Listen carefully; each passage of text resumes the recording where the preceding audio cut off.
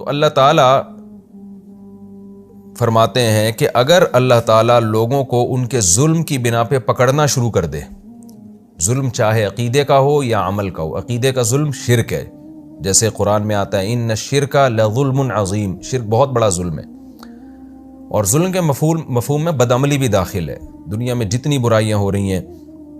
تو اللہ اگر لوگوں کو پکڑ لے، ما ترک علیہا من دابہ، تو زمین پر کوئی چلنے والی جاندار چیز کو زندہ نہ چھوڑے، وَلَٰكِن يُؤَخِّرُهُمْ إِلَىٰ أَجَلٍ مُّسَمًّى، لیکن اللہ سب کو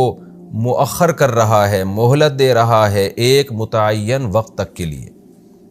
بار بار قرآن اس بات کو دہراتا ہے، وجہ اس کی ہے کہ نافرمان اور مشرک لوگ اور اسلام سے بغاوت کرنے والے لوگ، اللہ کے دین کو نہ ماننے والے لوگ، وہ بار بار اس خوش فہمی میں مبتلا رہتے ہیں کہ اگر ہم باطل پر ہیں تو عذاب آتا کیوں نہیں ہے، فوراً ہم تباہ و برباد کیوں نہیں ہو جاتے۔ تو قرآن میں اس مضمون کا بہت تکرار ہے کہ بھئی تمہارے جرائم ایسے ہیں کہ اگر پکڑنے پر آ جائے نا اللہ تعالیٰ تو پوری زمین کو تباہ و برباد کر دے، یعنی جرم تمہارا کم نہیں ہے، لیکن بات یہ ہے کہ کتنا ہی بڑا جرم ہو، اللہ نے ایک ٹائم رکھا ہوا ہے نا، یہ دنیا دارالامتحان ہے، اگر اللہ مار کے ختم ہی کر دے گا تو امتحان کہاں سے ہوگا؟ تو اس خوش فہمی میں نہ رہو کہ آخرت میں بھی سزا نہیں ملے گی، اللہ نے ایک دن رکھا ہوا ہے، فَإِذَا جَاءَ أَجَلُهُمْ، بس جب اجل آ جائے گی، مدت آ جائے گی، لَا يَسْتَأْخِرُونَ سَاعَةً وَلَا يَسْتَقْدِمُونَ، تو نہ یہ مؤخر ہو سکیں گے نہ یہ مقدم ہو سکیں گے، یعنی اس ساعت سے ایک گھڑی بھی ان کو تاخیر نہیں ہوگی کہ ساعت آ جائے اور اللہ ان کو مہلت دے دے، اور نہ ایسے ہوگا کہ ساعت سے پہلے اللہ ان کو مار دے، تو نہ مقدم ہوں گے نہ مؤخر ہوں گے۔ وَيَجْعَلُونَ لِلَّهِ مَا يَكْرَهُونَ وَتَصِفُ أَلْسِنَتُهُمُ الْكَذِبَ، اور یہ لوگ اللہ کے لیے اس چیز کو بناتے ہیں ما یکرہون، جس چیز کو خود یہ ناپسند کرتے ہیں، جیسے کہ پچھلے رکوع میں آیا تھا نا، اپنے لیے بیٹیاں پسند ہی نہیں کرتے تھے، تو اس کی نسبت اللہ کی طرف کر رہے ہوتے ہیں۔ وَتَصِفُ أَلْسِنَتُهُمُ الْكَذِبَ، اور ان کی زبانیں جھوٹ بیان کرتی ہیں، وہ جھوٹ کیا ہے؟ أَنَّ لَهُمُ الْحُسْنَى، کہ ان کے لیے اچھا ٹھکانہ ہے، تو یہ زبانیں ان کی جھوٹ بولتی ہیں، سمجھتی یہ دعویٰ کرتے ہیں کہ اگر بالفرض آخرت ہوئی تو وہاں بھی ہمیں اچھا ٹھکانہ ملے گا، کہ ہم نے کون سا جرم کر لیا۔ لا جرم ان لهم النار، اس میں کوئی شک نہیں ہے کہ ان کے لیے آگ ہے، وانہم مفرطون، اور یہ لوگ آگ میں پہل کیے جائیں گے، کیونکہ شرک اور کفر کا گناہ سب سے زیادہ ہے، تو اس لیے وہاں بھی مشرک کو سب سے پہلے جہنم کی آگ میں ڈالا جائے گا۔ تاللہ لقد ارسلنا الی امم من قبلک، اللہ کی قسم ہم نے آپ سے پہلے بھی بہت ساری قوموں کی طرف پیغمبروں کو بھیجا۔ فزین لہم الشیطان اعمالہم، شیطان نے ان کے اعمال کو ان کی نظروں میں مزین کر دیا۔ اس کی تفسیر کئی بار بیان کی جا چکی ہے کہ شیطان کیا کرتا ہے، برائی پہ لیبل اچھائی کا لگا دیتا ہے، اٹریکٹیو بنا دیتا ہے اس کو، تو جو بھی شیطان کو راضی کرتا ہے، جرم کرتا ہے، وہ بھی دلائل کے انبار لگا دیتا ہے۔ آج اس کی صبح و شام ہم اس کا مشاہدہ کرتے ہیں، ہر بری سے بری چیز پر جو ہے نا ایک لیبل اچھا لگا دیا جاتا ہے اور اس کو خوشنما نعروں سے مزین کر دیا جاتا ہے، حالانکہ وہ ہوتی برائی ہے۔ عورت کی آزادی کے نام پہ آپ دیکھ سکتے ہیں، اسی طرح بچوں کو ماں باپ کا باغی بنایا جا رہا ہے، اور اس کو ہیومن رائٹس کے نام پہ، کہ بچوں کی آزادی کے نام پہ عورت کو شوہر کا باغی بنایا جا رہا ہے، اس کو ویمن رائٹس کے نام پہ کہ عورت کا حق ہے، تو ملازم کو اپنے مالک سے باغی بنایا جا رہا ہے، ہر طرف سے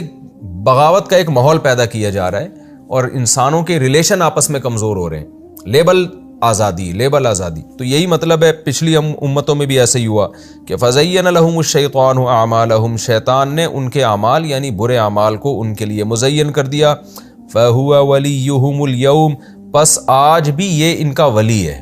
یعنی وہی شیطان جس نے پچھلی امتوں کو تباہ کیا، آج بھی ان کا ولی یہی شیطان ہے، تو اسی طریقے سے ان کو تباہ کر رہا ہے جیسے پچھلی امتوں کو تباہ کیا۔ وَلَهُمْ عَذَابٌ أَلِيمٌ، اور ان سب کے لیے دردناک عذاب ہے۔ وَمَا أَنزَلْنَا عَلَيْكَ الْكِتَابَ، اگلی آیت کا جو مفہوم ہے وہ یہ ہے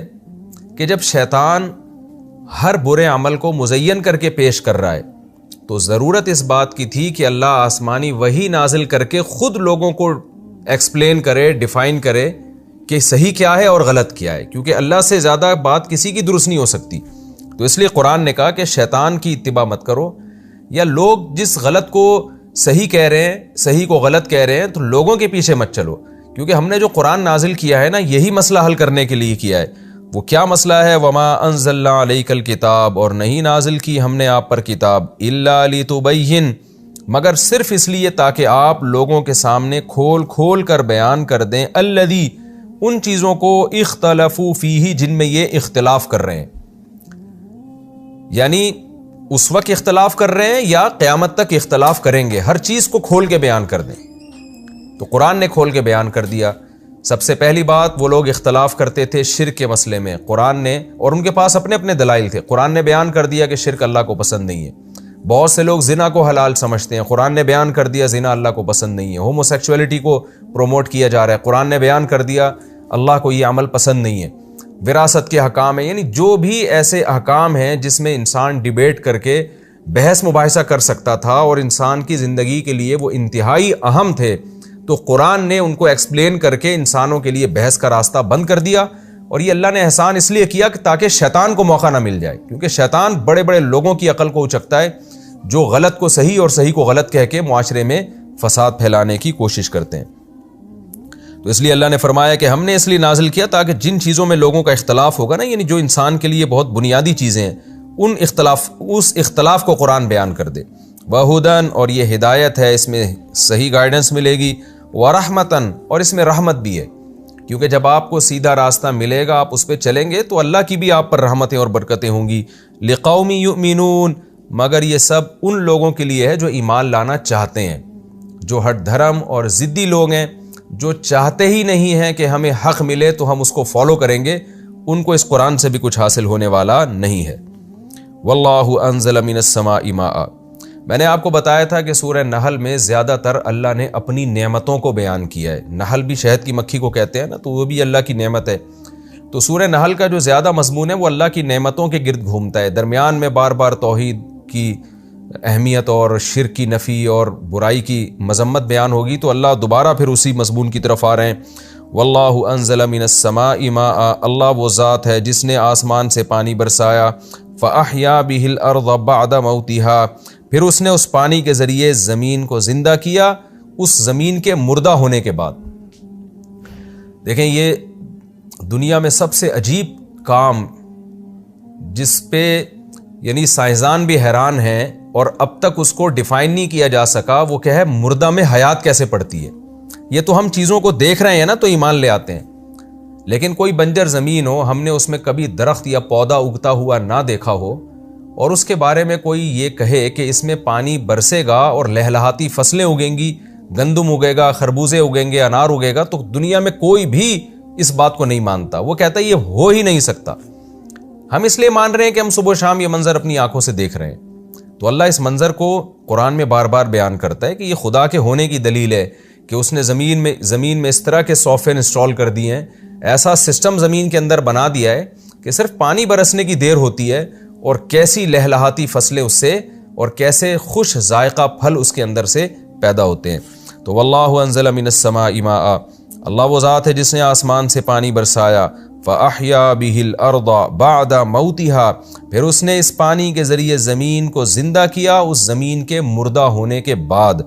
ان فی ذلک لآیہ، بے شک اس بات میں بڑی نشانی ہے، لقوم یسمعون، ان لوگوں کے لیے جو سننا چاہتے ہیں، جو چاہتے ہیں کہ ہم حق کو سنیں تو اس کو فالو کریں گے، جو چاہتے ہیں، تو ان لوگوں کے لیے صرف اس زمین میں ہی بہت بڑی نشانی ہے کہ یہ زمین خود نہیں بن سکتی، یہ نظام خود بخود وجود میں نہیں آ سکتا، اور جس نے یہ نظام بنایا ہے وہ انسان پر بہت مہربان ہے۔ یہ تمام چیزوں کی نشانیاں اس عمل میں موجود ہیں۔